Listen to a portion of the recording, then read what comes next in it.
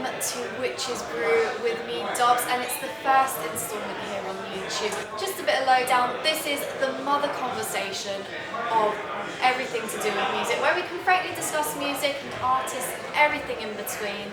And I'm joined here today with 18-year-old singer-songwriter, R&B soul, everything in between, Luke Fincher. Welcome. Thank you very much. Thank you for having me. I have to give you your props. Oh, thank you. It's quite an intro. And welcome to my Witch's Lair. Thank you for having me. Where we are in the heart of everything going on. It smells very good. Very hot.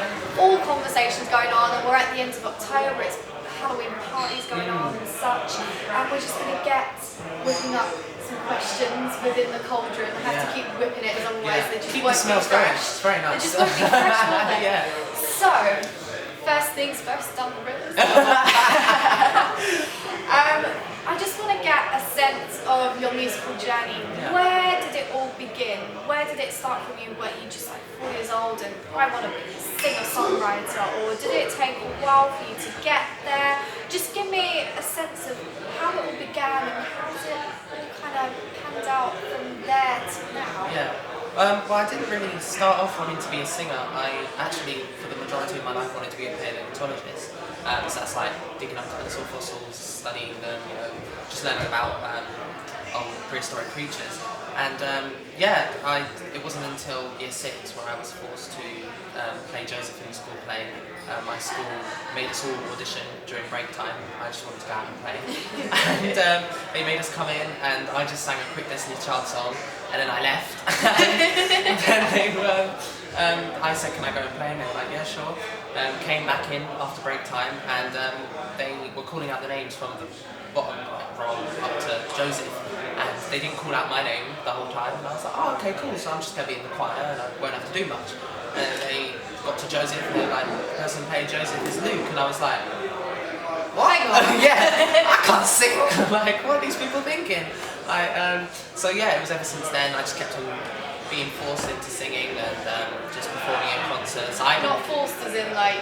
No, not like beaten rich, but just like, people was telling me go sing, go sing, go sing, until my mum took me to the Brick School Open evening in year 9, and I went there and I was like, I want to do this. Like, this is what I want to do. It wasn't until the light bulb went off in my head, but even then I still didn't really think I was good enough to be a singer or a songwriter until I started learning stuff at Brett, and I learned, hang on, I'm quite good at this, so maybe I should stick at it.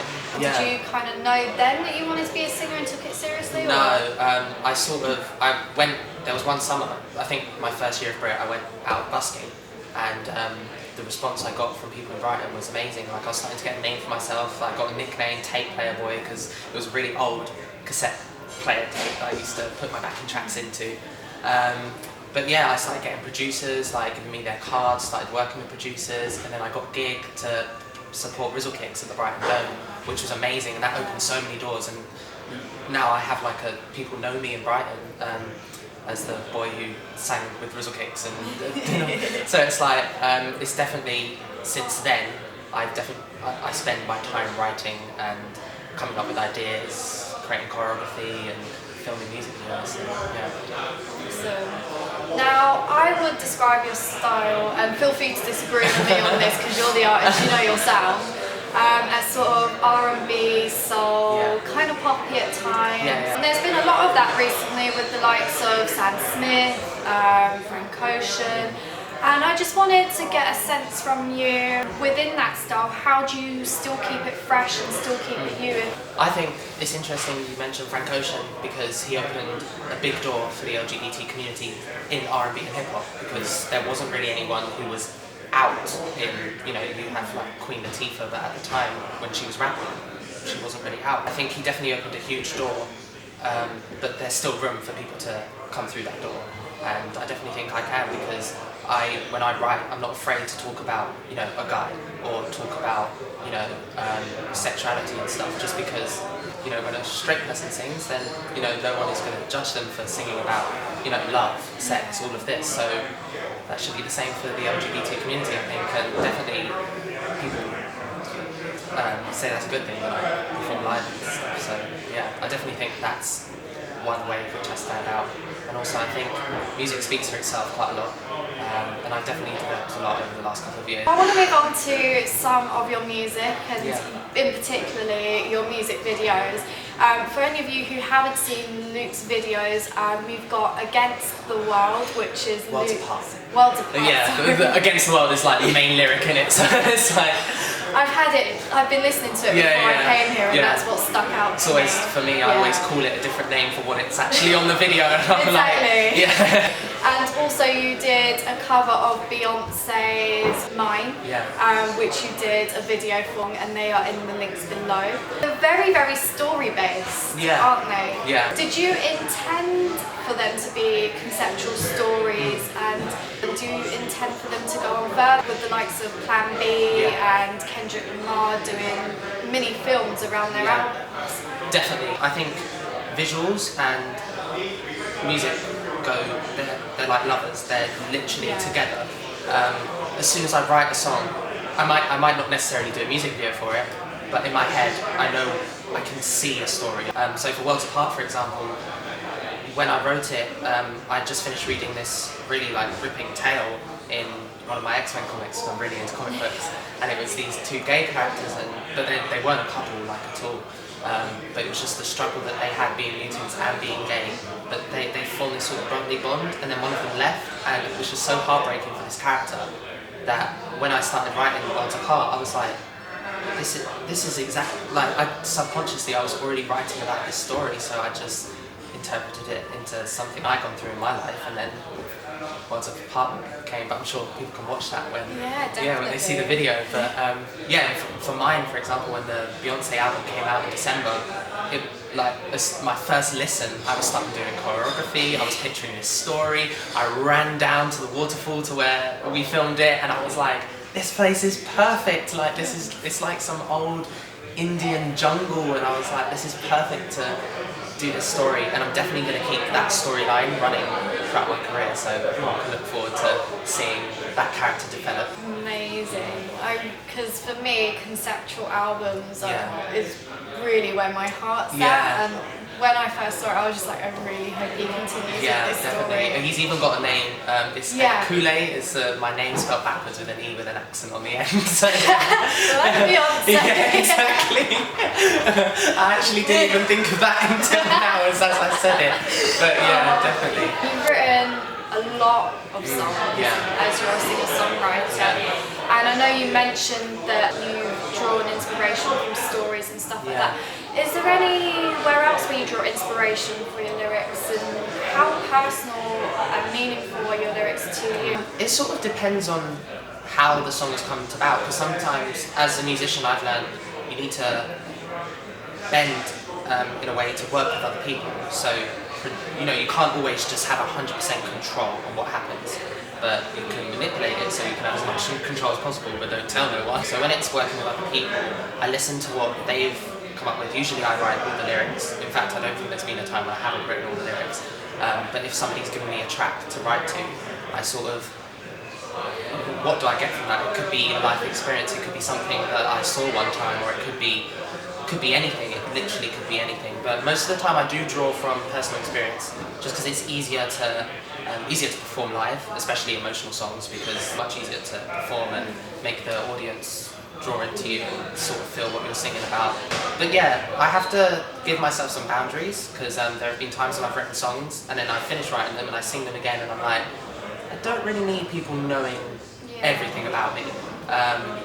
Because I think we need to keep like that sort of boundary, otherwise there's no real point in living if you're just gonna keep on recycling your life, if you know what I mean. So yeah, I definitely give myself a boundary, but I go very deep and try and get as much personal inspiration out of the song as much as possible.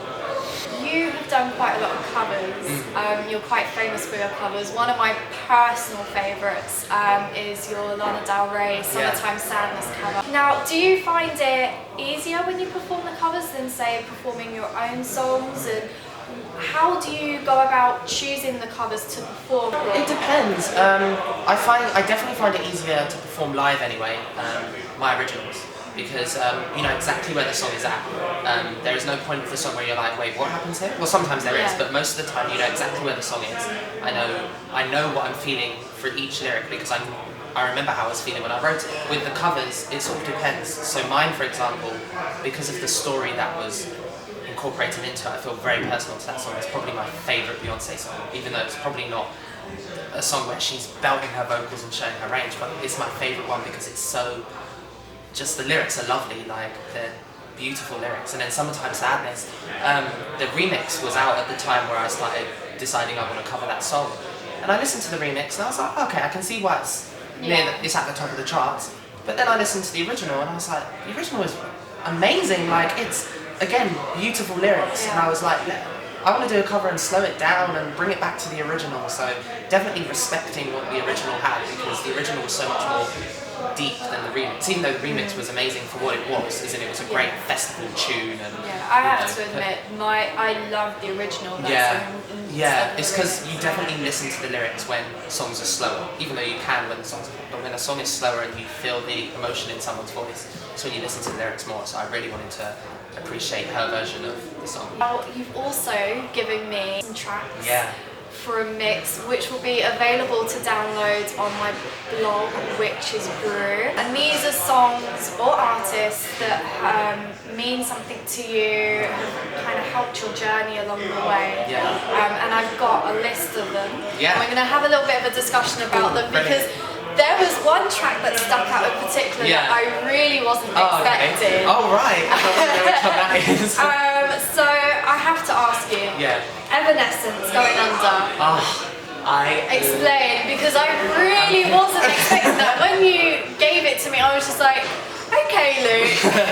Well, I wanted to put the whole of the Fallen album. That's one of my favourite albums of all time. I love heavy rock music, heavy metal music. Before I went to Brit and as I was coming into Brit, I just moved from Eastbourne, where I made like a great group of friends and I was really comfortable. I'd made like quite personal friends. That was when my mum and dad went through a very, very messy breakup, and you know, so that was a very personal time in my life. I was pulled out of that and moved to Brighton, where I knew no one.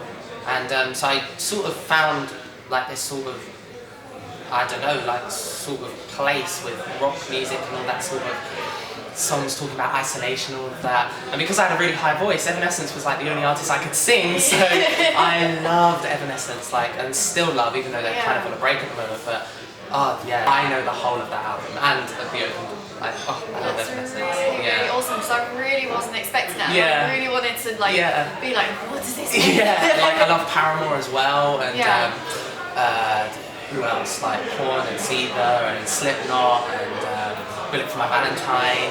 Oh god, loads. I could go on for ages about rock music, but You've got Tony Braxton and Tamar Braxton. For Tony Braxton, you've got Breathe Again. That has the best verse of all time. Like, just like that's just the best rhythm. Like, I would have loved to be there when they wrote that song. Like, I could listen to that song forever. Like, for real. One of your favourite songs, dare I say? That's a hard question. She's definitely one of my favourite artists, like definitely. And I got back into her because I started watching Braxton Family Values, and their family is hilarious. And I got back into the Braxtons and Tamar. What, like that? The voice, the one. I literally just covered Love and War at a gig I did, which Jimmy Carr actually performed at as well. And I had to bring it 7 semitones down, which I never do. I usually bring it about 3 or 5 if it's a woman. I had to bring it down 7 because that girl sings high, like she sings really, really high, so I had to bring it down quite a lot. But yeah, I love the Braxton family, like all of them together. Like I would have loved to have a group of siblings like that to just walk around and harmonise during the house. Like, kind of like the Jacksons as well. Just without all the problems. Like. You also have Beyonce, of course. 1+1. It was hard to pick a Beyonce song as well. I would have struggled. She was getting caught up in the cobweb. I always said Beyonce taught me how to sing, because when I found out I could sing, that's who I was listening to when I was in year 6. Destiny's Child's album, the last one had just come out, and then obviously Dangerously in Love and then B-Day, they were all in like consecutive years, and I copied what she did to learn what I could do, and then I like learned about runs and you know, riffing and then harmonies, listening sessions. I used to be like, oh, today I'm going to be Kelly, or today I'm going to be Michelle. Like, I just like sort of just learnt the harmonies, and she's all-time favourite artist, like no one else. Like, I know Beyonce. you've seen her a couple of times as well. Just once, and it gave me life. It gave me life. I had no voice at the end. I was on her Facebook page. She spoke to me. Like, the day was just amazing. I made loads of friends. Like, nothing can beat a Beyonce concert. Like, it was like a football game at the end. Everyone was walking out singing Irreplaceable, like to the left, to the like, all these lads and everything. It was brilliant. It was absolutely amazing. I'm so jealous. If you can see her. Like, anybody, I'm going to talk to the camera, if you can see any artist live, see Beyonce, because that woman will give you a show. Whitney Houston, It's Not Right, but It's Okay. Again, it was hard for me to pick a Whitney song. Like, I'm so annoyed I haven't seen her live, because obviously her passing, but amazing voice. Definitely my favourite vocalist. Like, Beyonce is my favourite artist, and I definitely think she's got one of the best voices of our generation. But Whitney Houston, I think, has the best voice in pop music ever, and I'm going to say that now. Best voice in pop. She's not called The Voice for no reason. Like, fair enough. Yeah. I'm going to challenge you on that. You also have, I'm going to do this in twos now, Sam Smith, Lay Me Down, and Lauryn Hill, X Factor. Lauryn Hill's one of my all-time favourites. I can't believe she only has one album. It annoys me so much. Like, I wish she would release something else. But that album, I'll be able to listen to that. It's just a classic. Yeah, and Sam Smith, amazing voice. I like his voice moves like a woman's, as in he doesn't just stick to straight notes like a lot of men do. He definitely lets his voice go free, and I think it's so great that he's successful as well, because that's showing people that, you know, men can riff too. Like, he's paving the way. I saw him live at the Roundhouse in May, and his voice when he sings live is just so on point. Yeah, when you're in a presence of a voice like that, it's just so overwhelming. Like, you just can't. It'd be you in the next 2 years. And last but not least, Tinashe 2-on featuring Schoolboy Q and Nicki Minaj autobiography. Tinashe again, like, I love her style. Like, I love that she came from like a pop group, and it wasn't that successful, so she moved on, and she's like really successful now. I would have picked Vulnerable, but I thought people probably know 2-on a bit better. You know, never know, you might see a cover of that song very soon. Exclusive? Yeah, very soon. I'm not going to give that away too much, but an autobiography, Nicki Minaj. Again, I think some people slander Nicki Minaj a bit too much. You know, you have to do what you have to do to make money. So I think she's definitely someone, a business woman who you can look to. Like, okay, Starships may not be the best song ever, it made her money. Super Bass not be the best song ever, made her money still, and now she has time to do what she wants to do. And you know what, Anaconda is a jam. I don't care what no one says. That comes on at a party or a club, like, I'm the first one on the floor. Yeah, I'm always forever defending Anaconda because it's one of my guilty pleasures. Yeah, that's what I say, I'm just like, how can you not love it when it comes on? I mean, people are like, oh, it's degrading to women and stuff like that, but when she comes out with stuff like autobiography, you can see where she comes from. That's from her mixtape days, and I relate to that song so much. Like, it's like it's my life with a few alterations, but it's an amazing track. It's definitely my favourite Nicki Minaj track. That and Blazing with Kanye West, like, she goes hard in that song.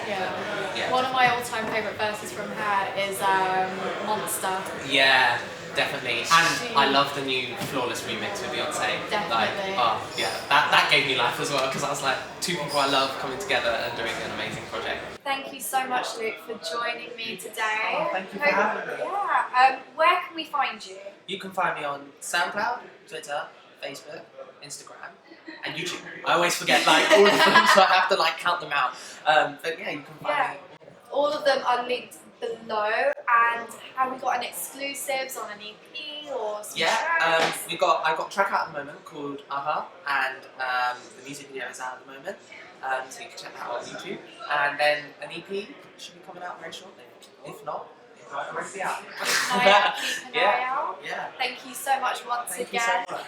This has been me, Dobbs, here with Witchezz Brew, the first instalment. The second instalment will be coming back at the end of November on YouTube, so keep an eye out for that.